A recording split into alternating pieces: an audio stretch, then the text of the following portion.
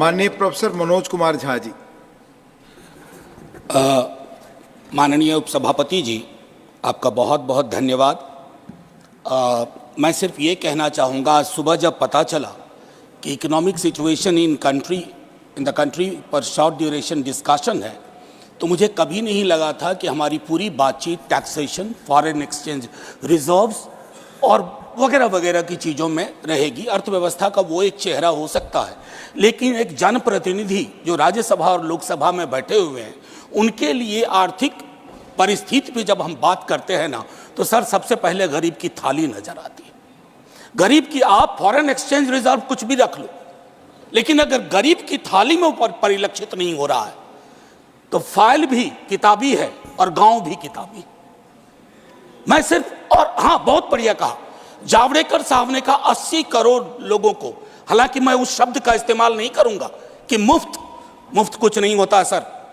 मैं कई बार सदन में बोल चुका हूं, अगर 80 करोड़ लोगों को आपको अनाज देना पड़ रहा है तो मुझको अर्थव्यवस्था पर कोई टिप्पणी नहीं करनी है कि आर्थिक परिस्थिति क्या है, कितनी समावेशी है, वगैरह वगैरह। सर, माननीय उपसभापति जी, सुधांशु जी जब बोल रहे थे, तालियां बज रही थी सत्ता पक्ष से, बजती भी हैं। अब विजय साई रेड्डी जी को कष्ट हुआ तो उन्होंने कह भी दिया कि ताली क्यों नहीं बजा रहे हो। तो जब सुधांशु जी ताली बजा रहे के वक्तव्य पे ताली बज रही थी, तो मुझे लगा कि गांव शहरों के बेरोजगार पर यह ताली कितनी भारी पड़ रही होगी। प्रधानमंत्री जी 14 में जब पहली बार चुने गए तो वो मंदिर मस्जिद की साइज के लिए नहीं चुने गए थे।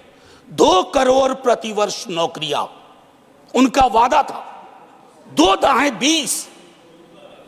20 करोड़। एक श्वेत पत्र तो बनता है कि हम कहां हैं। सर, माननीय उपसभापति महोदय, मैं कुछ चीजें आपके मध्य, क्या ऐसा तो नहीं है कि हम मानव विहीन और मानवीयता विहीन ग्रोथ स्टोरी के पक्ष में भजन गा रहे हैं, करतल ध्वनि कर रहे हैं? सर, कोई भी वैसा ग्रोथ जो फेसलेस हो, जॉबलेस हो, उस ग्रोथ से देश की हकीकत नहीं बदलती है। सर, बड़ी बड़ी बात लोग कर रहे थे। अभी पिछले महीने ये खूबसूरत किताब आई है, वेल रिसर्च्ड। आधी किताब में सर रेफरेंस है, ये है अनइक्वल। सर, हम किन देशों से पीछे हो गए हैं पता है? छोड़िए अमेरिका यूरोप की बात, बांग्लादेश और नेपाल इनकम इनइक्वालिटी को एड्रेस करते हुए मानवीय सूचकांक में हमको पीछे छोड़ चुका है।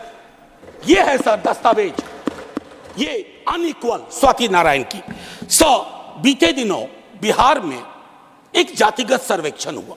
मैं चाहूंगा तमाम हमारे भाजपा के मित्र, उनको ना उससे मतलब ना हो, उसके प्रति विरोध हो, लेकिन एक बार उस दस्तावेज को पढ़िए, क्योंकि उन आंकड़ों में नंबर के बाद आर्थिक सामाजिक परिवेश भी जाहिर हुआ है।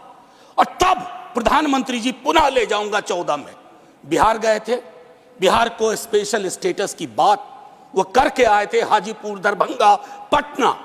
सर, बिहार को आपकी जरूरत है माननीय सत्ता पक्ष। बिहार के पास रेवेन्यू के साधन कमतर हैं। बिहार को लेबर सप्लाई स्टेट के नजरिए से मत देखिए, बिहार को स्पेशल स्टेटस दीजिए। क्योंकि अगर आप इस किताब का विश्लेषण करें, सरकार के आंकड़ों का विश्लेषण करें, तो आपको साफ दिखेगा कि बिहार, झारखंड, उत्तर प्रदेश और मध्य प्रदेश देश के बाकी राज्यों से पिछड़ रहा है। उसके अलावा दूसरा पहलू कहता हूं माननीय उपसभापति महोदय, इस किताब में बाबा साहब भीमराव अंबेडकर को धृत किया गया है नॉर्थ साउथ डिवाइड के संदर्भ में भी। और ये पुरानी बात है सर, एफडीआई को ही देखिए कि नॉर्थ में कितना, साउथ में कितना, तो ये फर्क आपको साफ नजर आ जाएगा। इसलिए मैं कहता हूं कि बिहार को नए नजरिए से देखिए। जो शुरुआत वहां के मुख्यमंत्री नीतीश जी, तेजस्वी जी ने की, आप हैंड होल्डिंग करिए और स्पेशल स्टेटस दीजिए।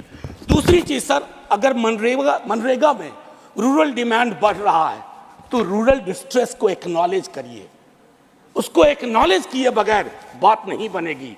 उसको डिनाइल से अब कुछ हासिल नहीं कर पाए। पॉवर्टी इंडेक्स पर आपने कई वर्षों से काम नहीं किया। आप आंकड़ों के बारे में, तो सरकार का दृष्टिकोण है कि विश्व के टिम्बकटू में अगर एक आंकड़ा पक्ष का कोई बोल दो तो उसको प्रदर्शनी लगा देंगे। अगर कोई आंकड़ा सरकार को असहज करता है तो कहेंगे हम तो इसको मानते ही नहीं है, इनकी तो मेथोडोलॉजी खराब है। साहब नहीं, ये डिफरेंशियल दृष्टिकोण मत रखिए। हंगर इंडेक्स पे खुल के कहिए हम मीट नहीं कर पाए हैं। ये सत्ता पक्ष और विपक्ष का मामला नहीं है, ये मामला है हमारे कलेक्टिव फेलियर का। हमें एड्रेस करना होगा। आपको असल में लग गया सर, बस 1 मिनट लूंगा माफी के साथ। सर, आपको असल में लगता है कि आप इनकम इनइक्वालिटी की बात ना करें, पॉवर्टी रिडक्शन की बात ना करें, अनएम्प्लॉयमेंट एड्रेसिंग की बात ना करें, चुनाव आप फिर भी जीत जा रहे हैं। मैं मानता हूं आपने वो तिलिस्म विकसित कर लिया है कि समस्याओं को एड्रेस किए बगैर भी चुनाव कैसे जीते जा सकते हैं। लेकिन जिन बोतल से निकला ये जिन देश पर बहुत भारी पड़ने जा रहा है। वेल्थ टैक्स को लेकर के, इनकम इनइक्वालिटी को लेकर मैंने कहा वेल्थ टैक्स 16 में आपने अबॉलिश कर दिया। किसानों के बारे में सर मैं कहता हूं, आप कहते हैं शेयर बाजार उछल रहा है, बड़ी तारीफ होती है। सर, शेयर बाजार उछले और एक किसान आत्महत्या कर ले, एक युवा बेरोजगार आत्महत्या कर ले, तो आप किस चीज को कहेंगे सर? और कुछ नहीं कहना चाहता। हाशिए के समूहों में पॉवर्टी की जो परिस्थिति है, आप बिहार का डेटा देखिए। आखिरी सर, एक सुधांशु जी बड़ी अच्छी चीजें बता गए, हमें तो लगा कि हम तो बेकार परेशानी है गरीबी से, भुखमरी से। 30 सेकंड सर। तो मैं आपके माध्यम से अपने मित्रवर को कहता हूं, जब कश्ती साबितो सालिम थी, साहिल की तमन्ना किसको थी? अब ऐसी शिकस्ता कश्ती पे साहिल की तमन्ना कौन करे? जय हिंद सर। थैंक यू, धन्यवाद प्रोफेसर मनोज कुमार झा जी।